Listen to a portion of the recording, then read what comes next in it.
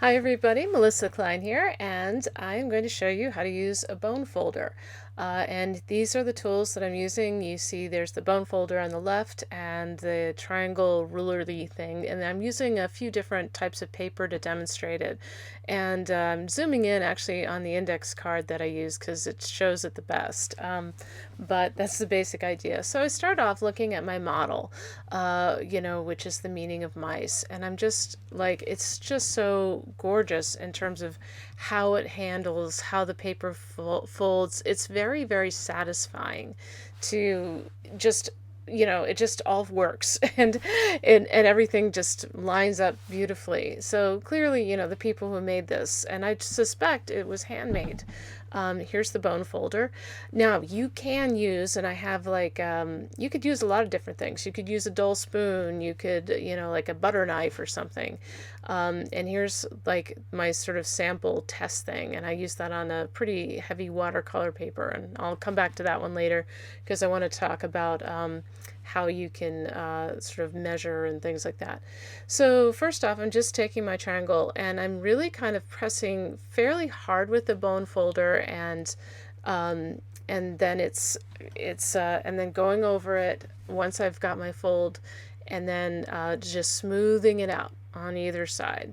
And I'm using a fair amount of pressure. That bone folder actually, it's sort of in this interesting zone. It's not exactly a sharp edge. It's sort of similar to let's say a spoon. Not exactly a sharp edge, but not exactly soft or rounded.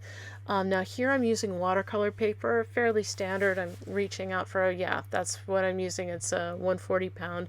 I actually cut it in half for this demo.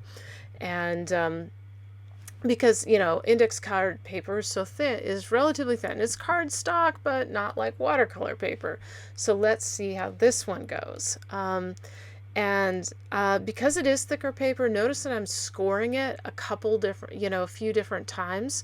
I'm using a fair amount of pressure. Now here though, I go kind of lighter because I don't want it to like buckle or bend or, kind of create weird creasy effects. And so I was just like, you know what, I'm just going to do it lighter a few times, but fairly firm, and more firm as I do it. Now here what I'm doing is I'm getting ready to show you sort of like the non-example, I think. Yeah. Yeah, where I like don't really score it, and then I'm just trying to force it down, and I'm actually getting away with it. But then I noticed, like, because I didn't really score it very well, that it's sort of getting offline, and I can correct it. It's like, because it's like you can show them how to not do it, but also show them how to fix it. And how I fixed it was like I just really just kind of refolded it somewhere in the zone, and then I just re-pressed it down again.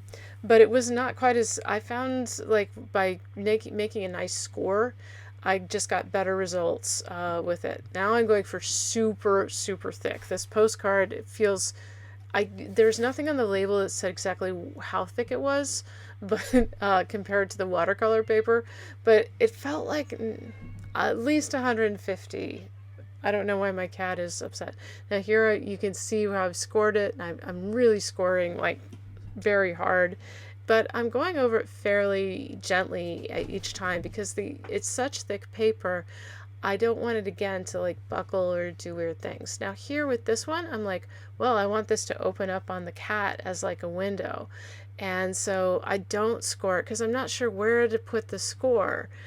But all I do is I fold it where I want it to be, and I just sort of gently but firmly, gentle but firm, sort of press it down. And notice too, like on all these, I'm doing it on both sides. It will work so much better if you do both sides and you fold it back and forth a little bit. So this is just a quick demo on how to use the bone folder, and you will get beautiful results using this method, whether or not with a bone folder or something else similar.